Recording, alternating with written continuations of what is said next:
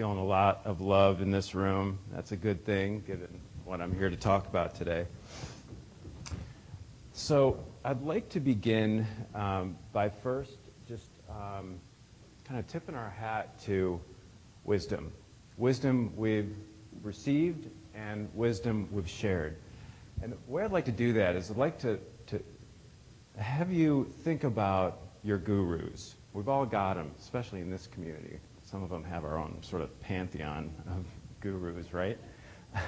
So think about your gurus. And actually, I know the term guru has a little bit of kind of baggage to it. So when I use the term, I'm thinking of it in the original Sanskrit, which gu means darkness, and ru means remover. So any guru is a remover of darkness. So it could be a child, could be anybody. So think about, just for a minute, we're going to frame this up in the context of a polarity. So think about your gurus and kind of breathe them in. And we've lost a lot of wonderful gurus in our community recently. So let's just kind of pause for a moment and think about who they are and appreciate the wisdom that they've given us. So as you do that, also just kind of pay attention to the fact that hopefully you didn't sell all your belongings and go off to some mountaintop somewhere and disappear forever. You at some point, I came kind of close to not doing that necessarily, but when I met Dr. Barry Johnson, who's one of my gurus, I started following him around like he was the Grateful Dead for like 7 years. And I think it actually might have been him that said, hey, get out there. You've got passion, you've got a lot of gifts and strengths, share them. And so when we share our wisdom, we are also becoming gurus ourselves. And so as I kind of scan, I know a lot of you here. I have the great privilege of knowing what you've done. And so let's also recognize that we've been gurus to others, and that's a good thing. So we breathed in this wonderful energy, and we got this light from gurus, and then we went out and shared it with the world. And some of you have done some incredible things out there in places where it was really needed, and there's a lot of pain and a lot of benefit you provided. So appreciate that too. Now, hopefully, it's not the case that you sort of got drunk with your own sort of brilliance and started believing all your press and kind of like, yep, I'm pretty good. And you stopped before the ego kind of took over. And it's possible that maybe even those that you were bringing your light to became your gurus. And wow, what a great thing that is, where you get this wisdom that you haven't even expected from people that you were working with. So when you look at this tension here between sharing wisdom and receiving wisdom, you notice there's an energy dynamic there.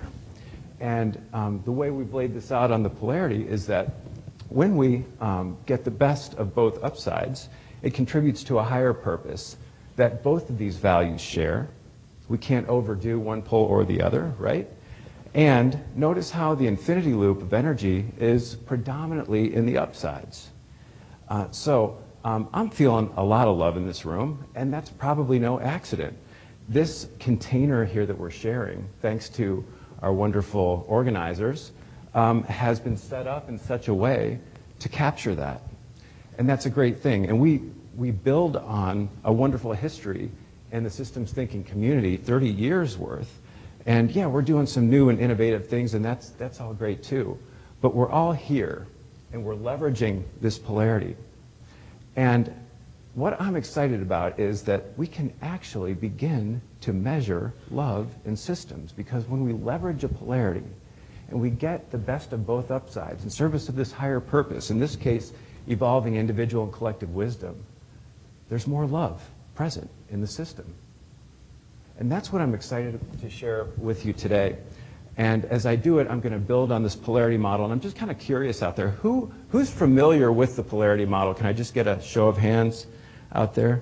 Okay, and so it's looking like about 50-50. So I'm glad that I put this particular slide in. So when we talk about a polarity, just so everyone's clear on what it is, it's an interdependent value pair.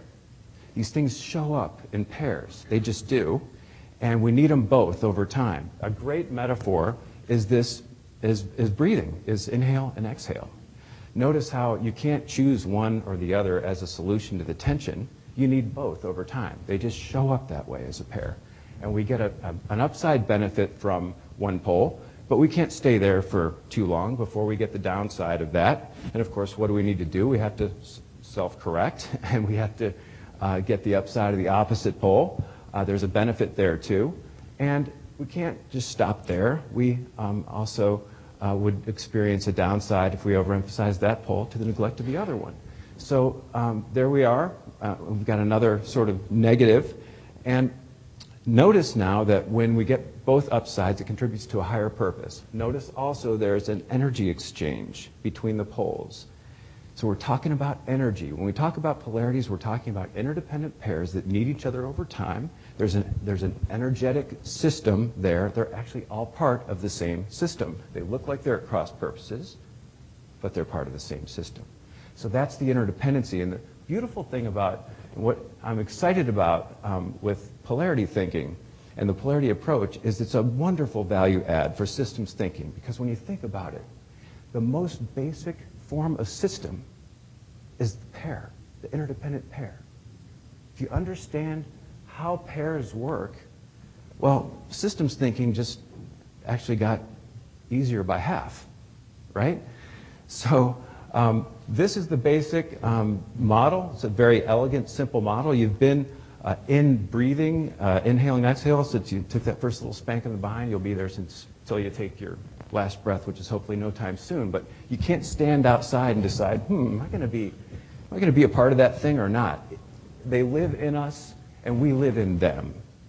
Okay, so we don't have a choice. We have a choice in how well we leverage them. But whether we're in them or not is not a question. So this is a very important distinction when we go into systems and we start experiencing a lot of this real negative energy.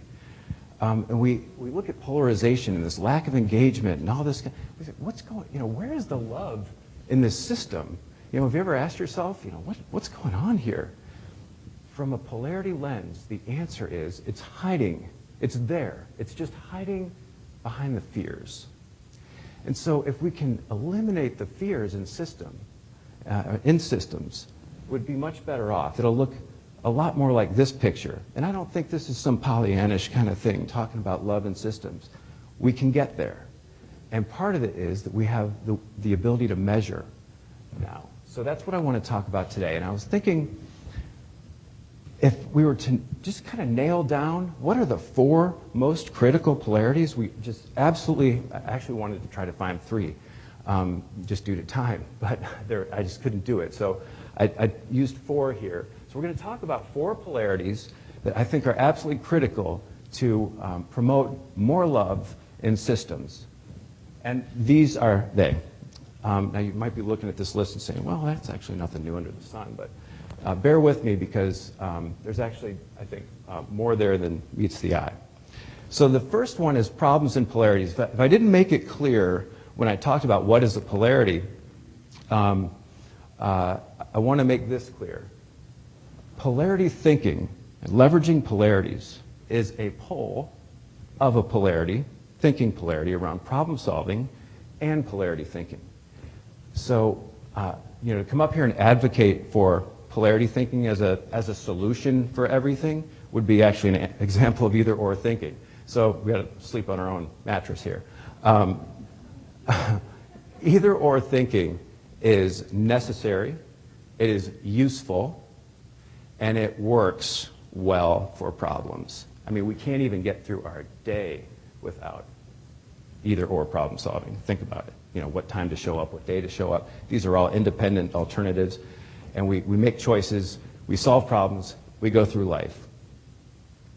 because problem solving works so well for problems, we tend to want to turn everything into a problem to solve, and that gets us into trouble. And there's some great research out there around the fact that objective problem solving alone actually doesn't always lead to the best outcomes. Jonathan Haidt, thank you. Okay, if you haven't read The Righteous Mind, Why Good People Are Divided by Politics and Religions, he's basically talking about how do we get down here when we've got smart people, okay, who seem to know what they're talking about, but we don't get sustainable solutions. So the good news here for us in this community, I mean, why would polarization be good news? The reason is because we know basically how polarities work. And if you're in a downside, the self-correction is to the upside of the other pole. And that's both and leveraging polarities and system thinking. So we are sitting on a pot of gold, my friends, because there's a world coming our way that's looking for an alternative to what is just not working out there today when we overuse either or thinking and problem solving to try to address our challenges. So the benefits of both and thinking are obvious to all of us. I don't need to preach to the choir. We do have to be careful, though, because there is a tendency, because we hang out on this pole, to want to then talk about that as a solution. And we have to be careful that that could generate its own resistance, because there are problems we can solve, too. And so what I hope you'll see in the next 15 minutes is that great problem solving and great leveraging polarities is really where we need to start with this thing. And I think we're already doing a lot of this already, but I think we do it implicitly when we talk about interdependent pairs.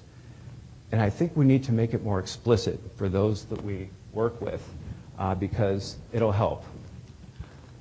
When we apply problem-solving thinking to polarities, it looks like this. This is what Jonathan Haidt's talking about. We want to avoid these things down here, these fears, and we want to go towards the upside benefit. Well, this holds water. Actually, you could put a lot of data together and say that this would be a very accurate point of view. And it's not the whole picture. You could make the same argument from an either-or problem-solving perspective to say, I want to avoid these things, and we need to go here. Now, this is an awfully simple example.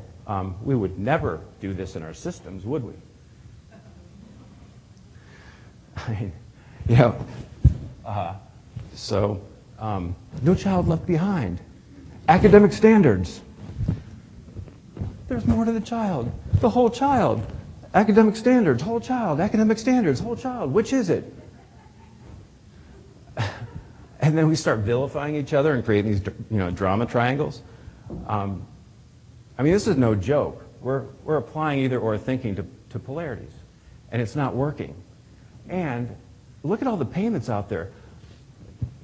I think it was Politico had an article, a fresh one. I think it was November 8th, and it was called "Name Calling in Education Reform Turns Nasty." And when I looked at some of the things they were calling each other, it was horrendous. Roach bound for hell? Yeah. Charlatan, murderer, Asian bitch? Yeah, I didn't make that up. The education reformers are calling each other the smartest people out there, right? Supposedly, calling each other these horrible names. They all need to go to timeout right now. And I think we shouldn't let them out until they read Jane Kesey's book on polarities in education, because we'll all be better off, because we wouldn't have to listen to that. But anyway, where was I? Less filling tastes great, whatever. I mean, even the beer commercials get it right. I mean, they're joking about it. Really, come on. Really, I mean, that's where we are. So that's why I think that the next polarity around justice and mercy is an important one. And Dr. Martin Luther King framed this best in his quote around power and love. And Adam Kahane wrote a great book on the same title. Martin Luther King says, what is needed is a realization that power without love is reckless and abusive, and love without power is sentimental and anemic. Power at its best is love implementing the demands of justice, and justice at its best is power correcting everything that stands in the way of love. He's talking about powerful love here. And he's basically saying that if we overemphasize one pole to the neglect of the other one, it's essentially naive. And this is not a new message. We've seen this in our religions, the great religions and philosophies for over 5,000 years. They talk about accountability, but we can't overemphasize rules and justice and laws to the neglect of unconditional love and grace and mercy, or we end up being punitive and self-righteous. Some laws are good, more laws are better. Next thing you know, you're stoning a woman in the street for showing her ankles. And every religion's got its story on that fundamentalist side. So what do? We have to forgive. But we can't just forgive, because then we appear weak and we tolerate abuse. So are we loved unconditionally, or do we have to follow the rules? The answer is yes. It's both. Nobody's above accountability, and nobody's below forgiveness. We all fall short. We're all going to need forgiveness at some point, and we don't always see the full picture. So when we do this particular polarity really well in our systems, what's happening is we're seeing ourselves and others more completely.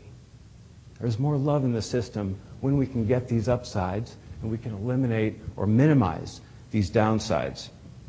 So, the golden rule is something we learned early in life, hopefully, and it's been amended a bit with the platinum rule, which has the other as kind of a primary energy base. And so the golden rule focuses more on self. So when we look at self and other, we learned how to share when we were 2, hopefully, and part and whole. What I'm going to do, just in the interest of time, is I'm going to combine these poles together, and we're going to look at self and part and other and whole from the context of this energy exchange, this energy system. So the upside of self would be funner if we were actually walking through an infinity loop and populating this ourselves, but just in the interest of time. Some of the benefits of self in part include freedom, uniqueness, initiative. That's great stuff that you get as an individual or your tribe gets when you focus on your family or your team. But we overemphasize that to the neglect of other and self, and we end up with a lack of equality, isolation, and a resentment of those who have by those who don't have. So in a system, an overemphasis on the part could be the rich and super rich, shrinking middle class, and then the poor. That differentiation of haves and have-nots is a symptom of an overemphasis on the part, which the United States and other highly individualistic nations have a strong vulnerability for. So if we're there, where do we need to go? The upside of the other and the whole. And what do we get? Well, this gives us great stuff too. Equality, connectedness, and synergy. We can't get this anywhere else but when we focus on others and on the whole. And this looks great, and it's necessary and it's useful. But as a solution in and of itself, it could lead to its own downside. And we hear the fears out there about this. It's a loss of freedom, excess conformity, and resentment of those who are sort of telling us what we have to do and sort of tamping things down around the freedom and initiative. So, who's right? Well, what if it's both? What if, in order to thrive and flourish, we were able to get the best of both upsides? How are we going to get there? Well, one way is that we measure based on pairs instead of just the diagonals. So if we kind of look at this polarity map and we were to ask ourselves, how often do we get these upsides and downsides? hopefully we're not getting the downsides as much. That's almost never. And we're getting the upsides very frequently. That would be a thumbs up, lots of love in that system, and we're doing pretty well. We're actually knocking it out of the park. That's what measurement looks like for a well-leveraged polarity. And I think you can use leverage and love almost synonymously when this is being done well.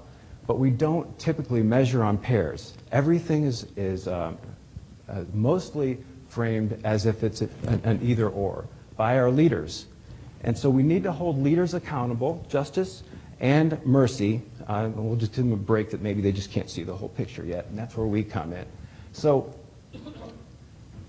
this dynamic energy system is really big from the perspective of being able to hold the smallest self and other things that we need to address around our values and fears, all the way to some of the biggest models and tools that we use out there, whether it's integral or anything else. This is a meta theory that plays well with other models and tools because the intel inside is this energy dynamic. Any model and tool that works well over time is leveraging polarities. It may be doing it implicitly, but it's doing it. That's why it works. And so that's why I think we need to be more explicit about what are problems to solve and what are polarities to leverage, and be more aware of how these energy systems show up in pairs. And so there's a real value add for polarity thinking in the systems thinking community to do that. When we do, it changes the scenery for us. It takes it out of just this kind of fear of something I'm going to get to something I want, which you can make that argument on both sides of, and depending on which channel you turn, there's your story. So these stories are being pitched as narratives around differentiating energy only, when in fact, because they're polarities, there's actually an interdependency. They need each other over time. So this is the best we can get. Some may say that's naive to say that we can get that, but my question is, if we're here, and most people would agree that we are with our polarization out there, is this any more naive? And if we could just even compromise, it would be better. But notice that compromise on a polarity map is actually, just kind of so-so. It's not even, frankly, that great. I mean, balance is better than a vicious cycle, but it's only halfway there. I mean, we are setting the bar about as low as you can get, when you think about it. It's kind of sad. You have to laugh to keep from crying, don't you? Right? So, I mean, this energy system's out there. It's not going away. We can't solve it. So forget about trying to solve it. Let's leverage. And it's very predictable what happens. If we overfocus on one pole to the neglect of the other pole, there's sort of an addiction there that feels pretty good, like, oh yeah, we're getting what we want. But then you start to get the downsides of the same pole too. Over time, you start to lose the benefit of those upsides. Now you're in the downsides. You're kicking off a real vicious cycle. And then over time, if you still stay there, you get some real problems. Okay, well then someone says, well, we should have done the other thing. Okay, so now we're going to go over here. That's the answer from an either-or perspective. Here we go. Trot, trot, trot. We get the upsides. That feels pretty good. And then we get the downsides and the upsides. And then we start to lose the benefit of the upsides. Now we're kicking off a vicious cycle from the other side of the pole. Oh, we stay there too long. Here we are. All right. We're going to self-correct again, bring in a new leader. Really? Isn't it time? I mean, if the beer commercials can get it right. Here we go. This is where we offer a heck of a lot to our systems and our society. So, how do we get there? Well, one way is we use really great problem solving to come up with action steps that empower both upside poles, and we start to measure when we're starting to dip down into the downsides before they happen. We measure those, we capture those early. So you're basically lifting the whole system up towards a virtuous cycle by paying attention to tying success to the polarity and not just one pole in service of the higher purpose. So, interestingly enough, problem solving. Wow, that's where we use problem solving in the service of polarity thinking and leveraging polarities in our systems.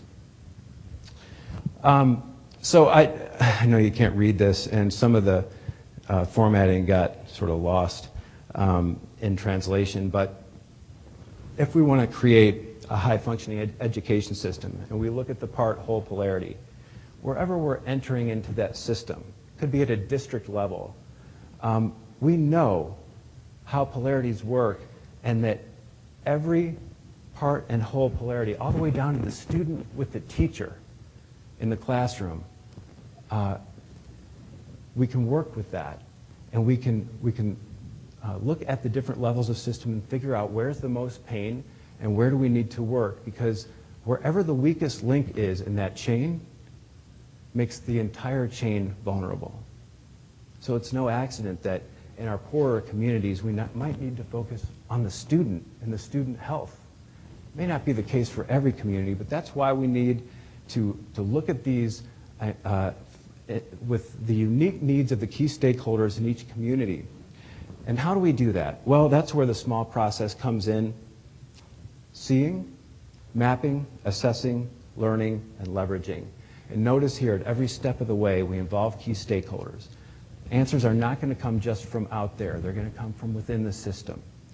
And so I thought I would just throw together a quick example of how this was used in a healthcare system around a self-interest and an other interest polarity. The self-interest pole was taken care of by looking at the margin, the cost of services. The organization is not going to survive unless it does. And the other was taken care of by looking at the care given to patients.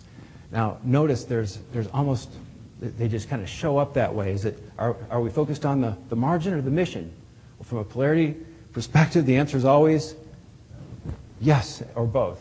Exactly. I know I'm preaching to the choir here with a lot of this stuff, so bear with me.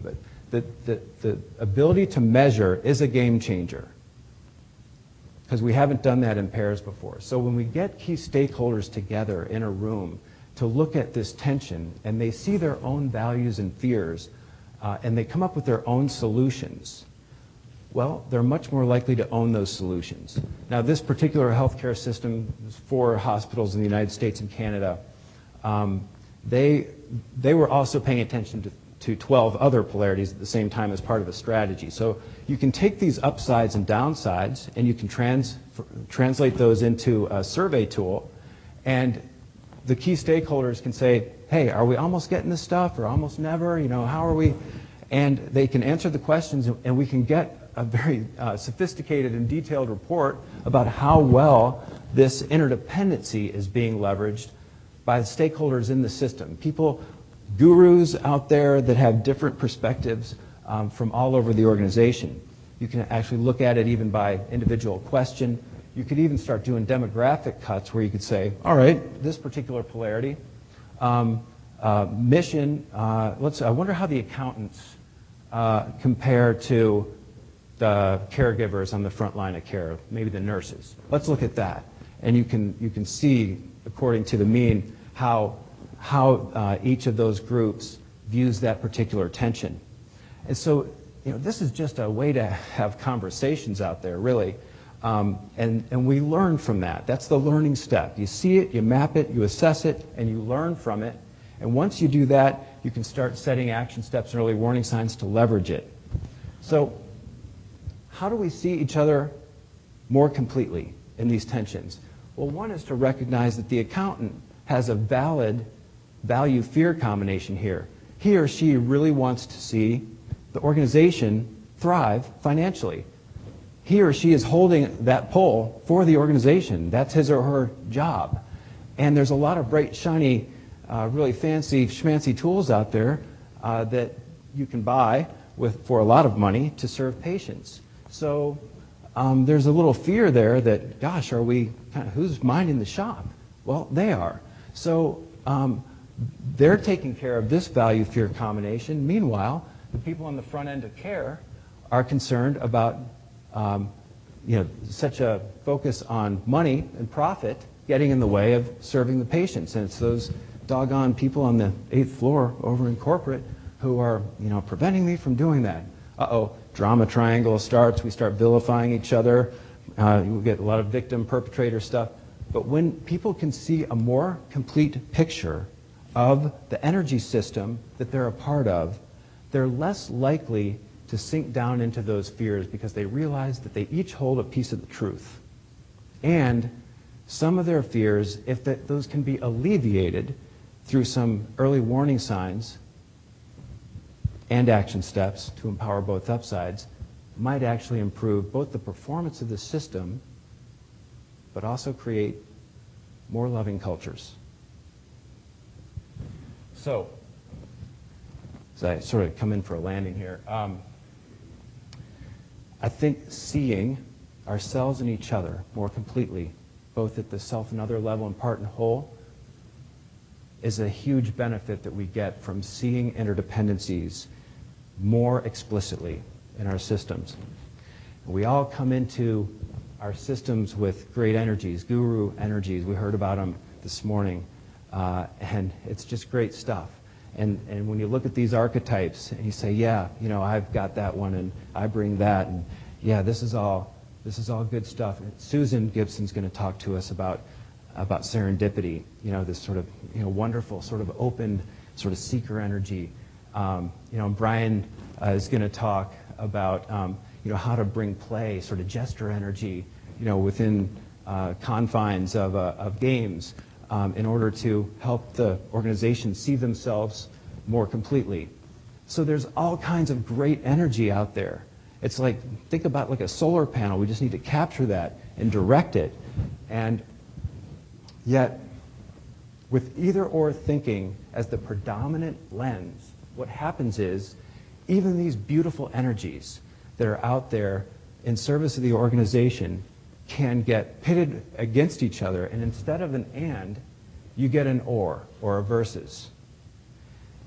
So is it the warrior or the caregiver? Is it the destroyer or the creator? Is it the sage or the jester? And we choose, and we cut off part of ourselves in the process. When we have the best of both upsides of these energy systems, we have better systems. When we remove fear, we have better systems. Organizations need destroyers and creators for transformation. They help us transform in different ways. They're both important. Rulers and magicians help us. The ruler helps us stay in control while we're going after transformation. The sage and the jester both help us seek truth in their own unique and special way. And warriors and caregivers, we need them for courage and determination as well as compassion and generosity. So if you don't take anything else away from this piece here, just remember this. Angry people are scared people. Anger floats on a sea of fears. If we can supplement the lens from just an either-or only frame to also hold interdependency in the process, we'll create more loving systems, more sustainable systems, systems that see each other more completely. And I'm excited about being able to measure those in new and different ways. I think it's a real game changer for us. And I'm also aware that it's not all about measurement. Measurement's important. What gets measured matters in organizations. That's just how they work. But the other pole to that is how we show up as change agents, how we use ourselves in these systems that are experiencing so much pain and so much fear. And I think the only way to describe that kind of art and finesse, that sort of poetry in motion, is with poetry. So I'd like to end with a poem with apologies to Rudyard Kipling. And you probably know what it is. So if you can keep your head when all about you are losing theirs and blaming it on you. If you can trust yourself when all doubt you and make allowance for their doubting too. If you can wait and not be tired by waiting, or being lied about, don't deal in lies, or being hated, don't give way to hating, yet don't look too good nor talk too wise. If you can dream and not make dreams your master, if you can think and not make thoughts your aim, if you can meet with triumph and disaster, and treat those two imposters just the same.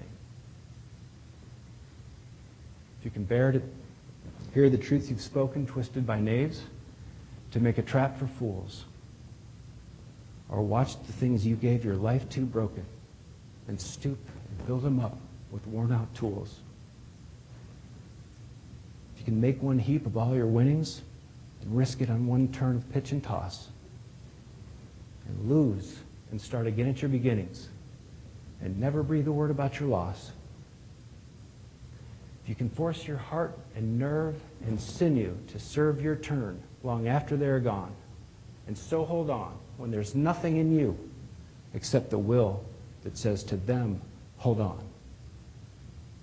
If you can talk with crowds and keep your virtue, or talk with kings nor lose the common touch, and if neither foes nor loving friends can hurt you, and if all count with you, but none too much.